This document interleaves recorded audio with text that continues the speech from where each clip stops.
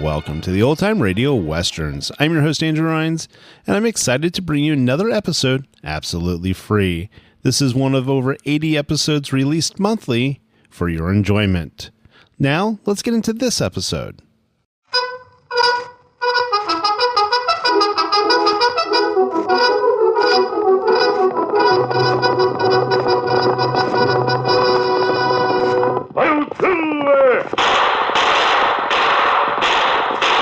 A fiery horse with the speed of light, a cloud of dust, and a hearty hi-yo silver, the Lone Ranger.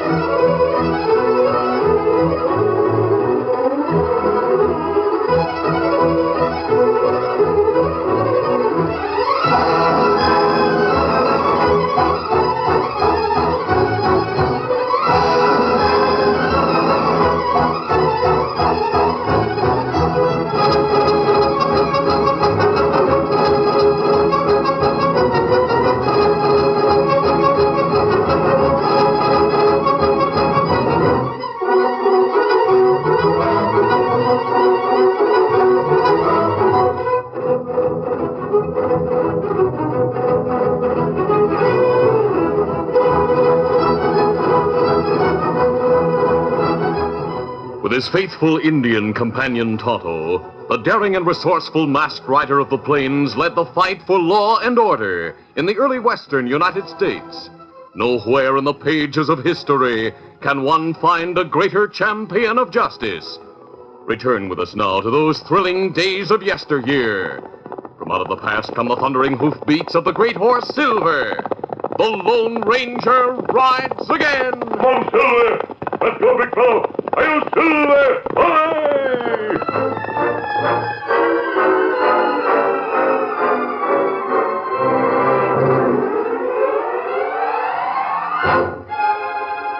The Lone Ranger sat in the headquarters office of Colonel Hume at Fort Leaton.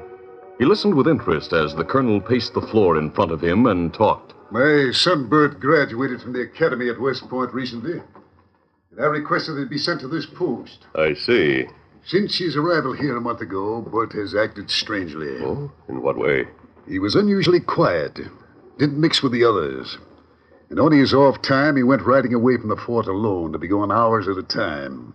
Is he still acting that way? Wait, please let me finish. Well, of course. Go on, sir. Before Bert came here, we captured one of Captain Kalmar's men during a raid on one of our supply wagons. I've heard of that deserter, Captain Kalmar and his renegade army. Kalmar and his men have been a thorn on our side, attacking ammunition wagons, stealing supplies and horses, and so on. Haven't your scouts been able to track any of his men to Kalmar's hideout? Yes, on 2 occasions. But by the time we assembled the troopers and went there, Kalmar and his men had moved to another stronghold, which we weren't able to locate promptly. He's moved from one stronghold to another in the foothills, and all our efforts to catch up with him have been in vain. So I've heard. But what of the man you captured? If you could get him to talk, The man we took prisoner was sentenced to be shot. Then we received orders from the commanding general at Fort Worth to stay the execution until further notice. Well, that's interesting. Yes, interesting and strange. But, of course, I never question orders from superiors. But to get back to my son. Yes? From the time of his arrival, Bert showed unusual interest in the prisoner, who was a rough-looking man named Hal Carver. Bert insisted the man should get better treatment and better food. Perhaps Bert needs time to get used to the discipline of the Army in the field, Colonel. Yes, that's the way I felt. That it would take time for the lad to toughen up. Anyway, one evening when he was duty officer for the night, Bert went to the guardhouse and spoke to the guard. Guard, I've had orders to question the prisoner. Unlock the door for me. Very well, Lieutenant. Now get inside and be quiet. Huh? I have a gun at your back. Well, I don't understand, Lieutenant. What do you... I said go inside. Yes, sir.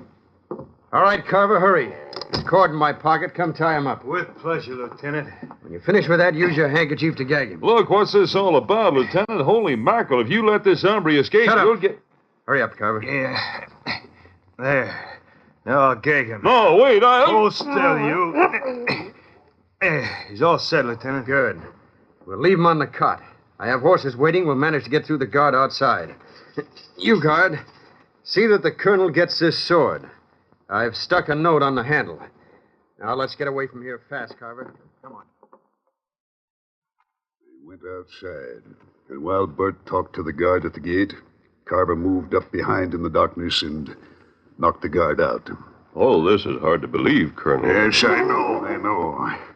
To think that my own son would do a thing like that. What about the note he left? Oh, yes.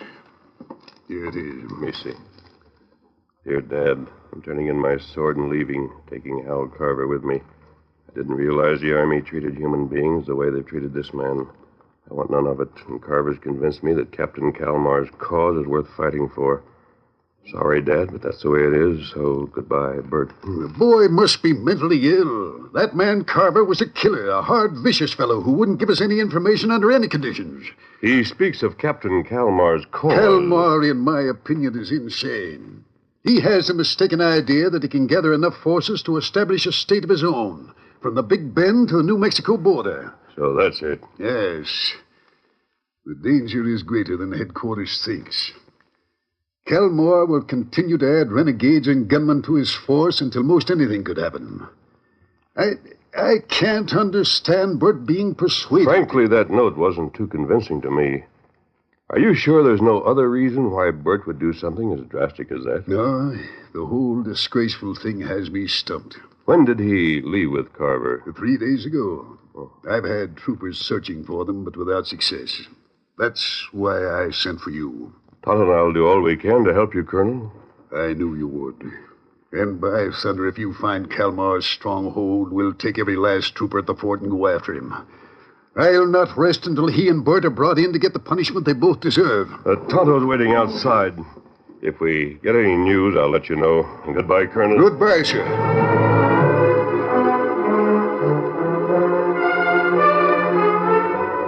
In the shack he used for headquarters back in the foothills, Captain Kalmar, a tough man with intense, piercing eyes, was talking to Bert Hume and Hal Carver. The talks we've had since you came here, Lieutenant, have convinced me you're sincere in wanting to be with us. Captain, the fact that he helped me escape and became a deserter proves he wants to join up with you. That's right. How do I know your father and you didn't plan it this way? Your own scouts have reported that the colonel gave orders to the searching parties to shoot me on sight. That ought to be proof enough for you. Yes, that's true. All right, Lieutenant, we'll consider you one of us. I'm hoping you'll be able to give us some useful information. I do know of something that will be helpful. Yeah, what is it? Several wagons of guns and ammunition are to come to the fort tomorrow. They'll take a route through Smoke Valley instead of the regular and shorter route. Hey, Captain, that's real news. We could use those guns and ammunition. Yes, I know. I'll have some of our renegade scouts watch for the wagons. In another month, I hope to have twice as many men. And after that, nothing will stop us.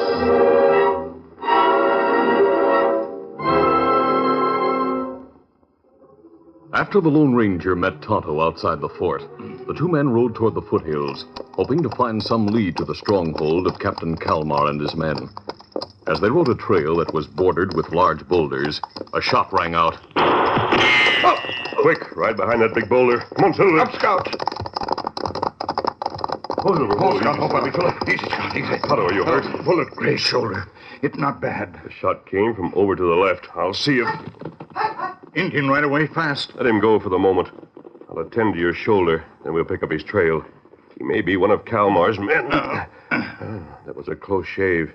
Yet he may be the means of showing us the way to the stronghold. Me still wonder about Colonel's son. So do I. With the long and strict training he had at the academy, it doesn't seem possible he'd do what he did. Give such flimsy reasons. There, that bandage will hold.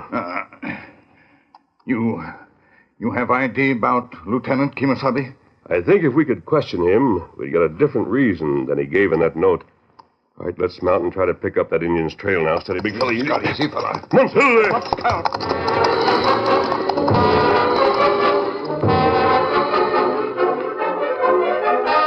For some time, the Lone Ranger and Tonto followed the Indian's trail. Then they lost it in a stream which was bordered by banks of shale. Finally, they pulled to a halt. The Indian was clever in covering his tracks, Tonto. Indian pony not leave marks on shale rock like horse with iron shoes. Well, sun going down, Kimasabi. Soon it'll be dark. We'll find a campsite, Tonto. There's a small town not far from here where we'll be able to get a few supplies. All right, let's go. Come on, Silver. Come up, Scout.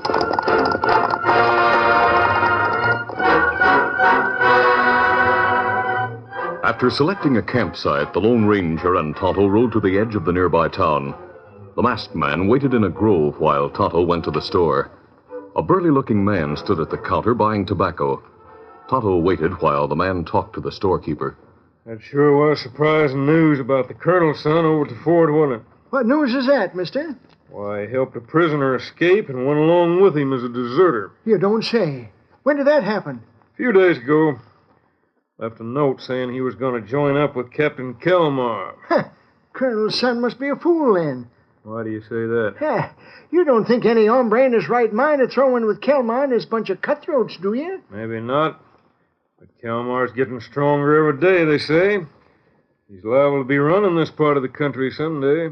Tommy Rot. He'll hang as a traitor. If the colonel's son is gone with him, I reckon he'll hang, too. Yeah, that'd be 25 cents, mister. There you are. I wouldn't talk too much against Captain Kalmar if I was you. Someday we might both be living under his laws. So long. Something for you, Indian? Here, Liz. Good. It'll only take a minute or two.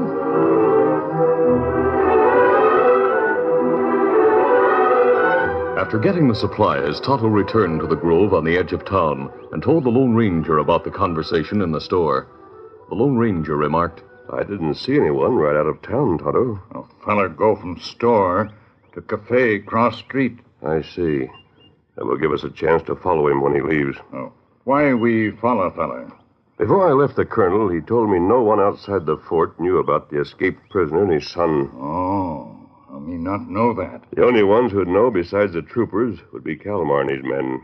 You think feller in store one of Kalmar's men? Yes. Knowing what he does, and from what he said, I feel sure he is. We'll wait in the shadows near the cafe until he leaves. Then we'll follow him. Later, when the man whose name was Sam left the cafe and rode from town, the Lone Ranger and Tonto followed at a safe distance. The moon had come up, and the moonlight helped them keep the man in sight.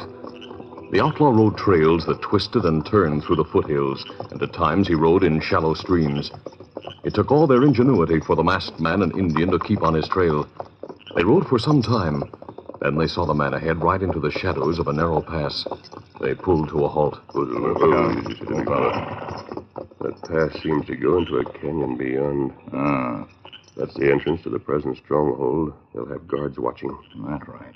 We'll circle well around to the wooded area, then ride up the side of the hill and try to reach the rim of the canyon. All right, let's get going. Come on, Silver. Come up, Scout.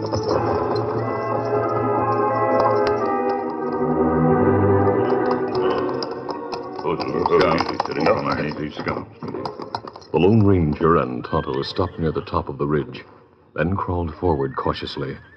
A moment later, they reached the rim of a hidden canyon and looked down. That's it, Tonto. Kalmar's stronghold. You see plenty horses. It plenty big camp. We'll get word to Colonel Hume right away. Freeze, both of you. I got you covered. Now stand up. One move and I'll blast you. All right. Get up, Tonto. Now keep your hands up and turn around. You're giving the orders? Yeah, mask, armory, and an engine, huh? I reckon this is the last time you'll do any spying for the Colonel. We'll send you both back to the fort filled with lead.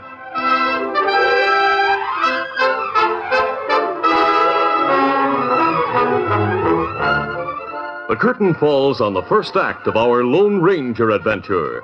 Before the next exciting scenes, please permit us to pause for just a few moments.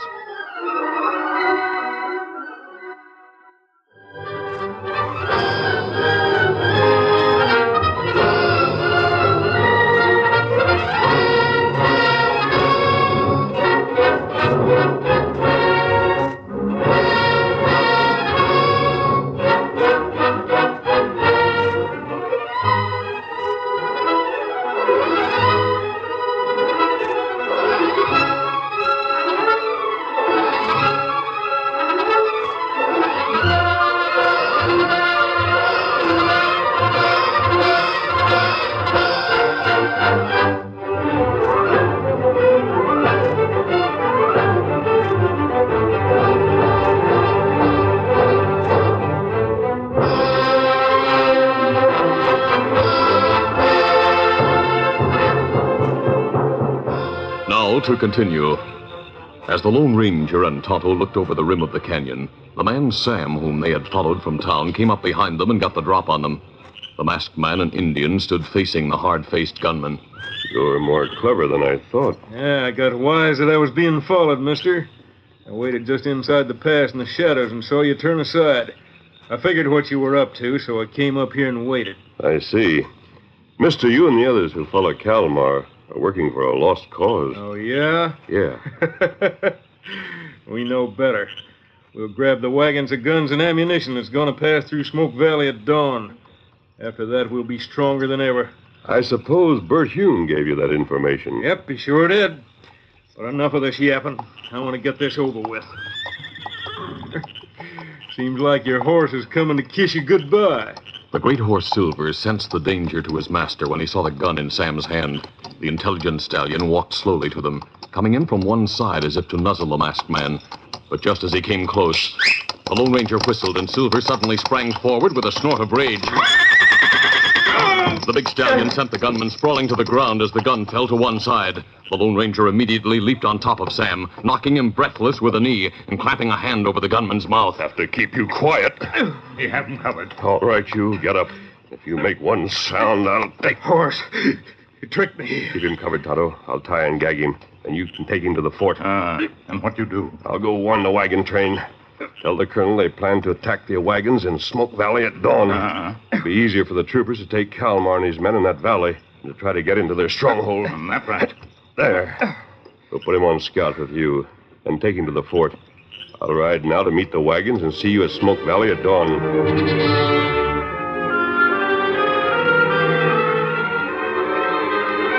Later, at the fort, after delivering Sam to the troopers, Tonto listened as the colonel spoke. Tonto, if there are wagons bringing guns and ammunition, I don't know anything about them. But Sam fellas say that. It's what Kalmar and men think. I don't understand it. However, we'll take the troopers to Smoke Valley so as to be there at dawn in case Kalmar and his thugs do show up. Lone Ranger meet us there. Him go warn wagons. If Bert told Kalmar that, I don't know how he got his information. I'm not expecting any wagons. Maybe it's some trick the fellow pulled, so you'd tell me, and then you'd... When feller Sam tell us about wagons, him think we going to die.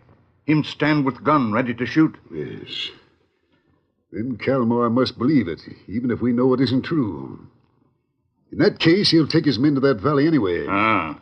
With Sam prisoner now at fort, him not able to warn Kalmar. My troopers will be there ready to close in on him.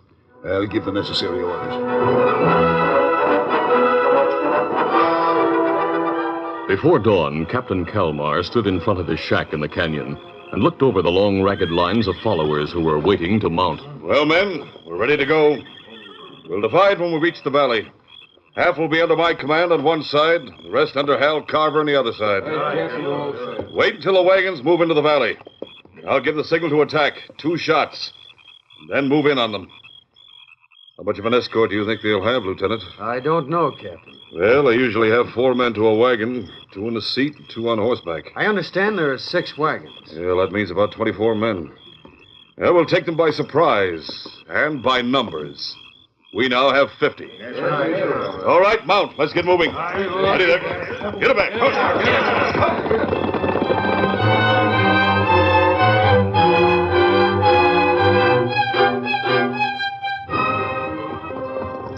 The troopers from the fort also moved toward the valley. Tonto, who had gone ahead to do some scouting, returned to report to the colonel. Easy, Scout. Easy, fella. It's not good we ride straight through valley. Yeah? Men waiting in ambush in trees partway down slopes on each side of valley, ready to attack wagons. And I'll divide our forces and move my troopers behind Kalmar's men just on the opposite ridges. When the time comes, the troopers will ride down the slopes, forcing Kalmar's men into the valley so they're between our crossfire. The troopers will move in on the ridges quietly and stay out of sight until the time comes for action. That's a good idea. Our scouts will inform us if the renegades are there. Then, if the wagons don't come at dawn, we'll move on Kalmar's men anyway. And I almost hope my Lieutenant Hume will not be taken alive. Just before dawn, Kalmar's men were waiting in hiding on the slopes of either side of the valley. Unknown to them, the troopers had moved in quietly on the ridges behind them. As the first rays of the sun came over the horizon, Kalmar, who was sitting on his horse beside Bert Hume, spoke. We'll do big things together, Lieutenant. Of course, if your tip about the wagons is false... Wagons will come, Captain. I'm sure of it. Good. Those guns mean a lot to us. Before long, people will hear a great deal about Captain Kalmar. Yes, indeed, sir. When I rule this section of the country, Lieutenant, I'll see that you too have wealth and some power. With our military training, we'll gradually build a strong army. Every man has his dreams, Captain. But few achieve them. Captain, the wagons have been sighted. They're just about to enter the valley. Good. Yeah, good. This is it, Lieutenant. You've really proved yourself this time. Thank you, sir. In a short time, we'll be moving down to take those wagons. The men have had orders not to let any of the troopers get away. Your father, the colonel, is due for some shocking news before the morning is over. Just over each ridge behind the renegades and gunmen, the troopers from the fort also heard the news about the wagons approaching. Colonel Hume spoke to Tonto in puzzlement. Tonto, wagons are coming. I don't understand it. Soon them be in valley. Then Kalmar's men attack. And we'll be right behind them. I don't want to think about the lieutenant. I hope I don't see him during the battle. Me no. As soon as they start the attack, the bugler will give the troopers their signal. Then we'll go into action. A short time later, the 6 wagons were centered in the valley, moving along slowly. Kalmar watched tensely. Well, there they are, Lieutenant. Time has come for me to give the signal.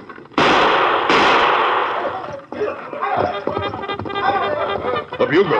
Look, coming over the ridge over there behind our man, troopers. Ho. That's right. And there are more behind us, Captain. It's a trap. Look at the wagons. Captain Kalmar looked down at the wagons. From each of them, many troopers were jumping hastily and turning their fire on the renegades. By thunder, you've tricked us. Hold Scout, hold, fella.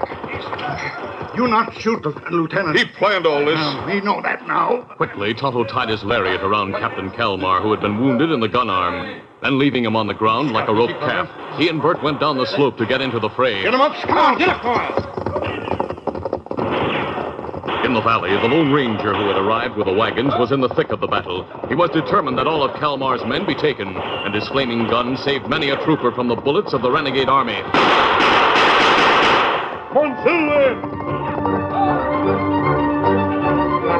Hal Carver, who had led the other half of Kalmar's men, decided to get away and started down the valley. Get up there. Keep going there. Hal turned in the saddle and saw the masked man on the big white stallion following him. In a frenzy of fear, he emptied his gun at the oncoming figure.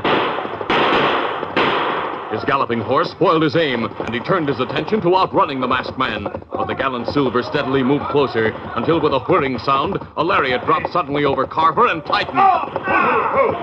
Easy, big fella. You're not going anywhere. Now get up. I'll take you back with the others. The battle is over. Captain Kalmar is finished. Come on, let's go. A short time later, as the troopers moved off with the prisoners, carrying the wounded in wagons, the Lone Ranger and Tonto were with the colonel and a small group. The colonel was saying, Well, I still don't know how this all happened. Perhaps it's better if the major who came with the wagons from Fort Stockton explains, Colonel. With pleasure. You see, Colonel, this was all arranged between the general at Fort Worth and your son, Lieutenant Hume. Arranged? That's right. The general saw your son when he passed through Fort Worth. They discussed Captain Kalmar's renegade army and its bad effect in this territory. Lieutenant Hume suggested he try to get in with Kalmar some way. Oh, Bert, come here. Yes, sir. You tell the colonel the rest. Well, Dad, sir, we agreed it was best not to let you in on it. You might object or something. The general sent a stay of execution for Carver, hoping I'd be able to get in with him. I understand, Lieutenant, that sending the wagons filled with troopers from Fort Stockton was also your idea. That's right. As soon as I succeeded in getting away with Carver, I managed to get word to the major. I sent one of our scouts who was in on the plan. Well, you all know the rest. Well, I don't know what to say. Your son has plenty of courage, Colonel. It took great courage to do what he did. And I gave orders for the men to shoot him on sight. That's all right, sir. I just kept out of their way. And to think I thought you weren't fit to be a soldier. Forgive me, son. You'll go far in the service. Thanks, sir. Now that things are under control, Todd and I'll be getting along, Colonel. Thanks for your help, sir. Because of you and Tonto, we were able to fight and capture all those renegades and cutthroats. Yes, I'm afraid we'd have had a hard time of it without the troopers from Fort Leaton, Colonel. I didn't know Kalmar had so many men. And Kalmar would have shot me if it hadn't been for Tonto. What's more, I saw the masked man capture Hal Carver. He almost got away. The main thing is Kalmar's renegade army is finished. Men like that don't deserve to live in America. If we're to stay free, we must always be on guard against traitors. As long as we have courageous Americans like you, sir. And, if you'll pardon my saying so, like my son. Our freedom is well guarded. Thank you, Colonel. We'll see you again sometime. Adios, everyone. Goodbye, sir. Big fella. Come on, Dad, Colonel, sir, since I'm new to the West, may I ask who that masked man is? Of course, son, of course. To me, son, he represents the true spirit of America. A man who fights against all odds without reward or glory to uphold the traditions of our great country and to protect the rights and freedom of its people. Such an American is the Lone Ranger.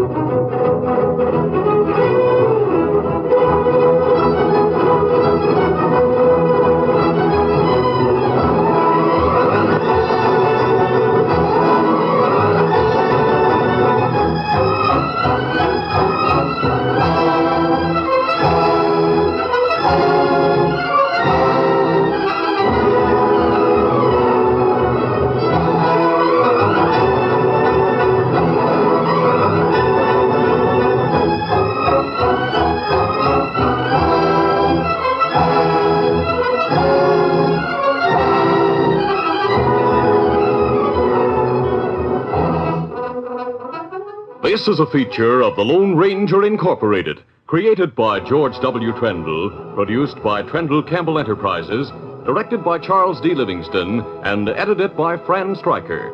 The part of the Lone Ranger is played by Brace Beemer.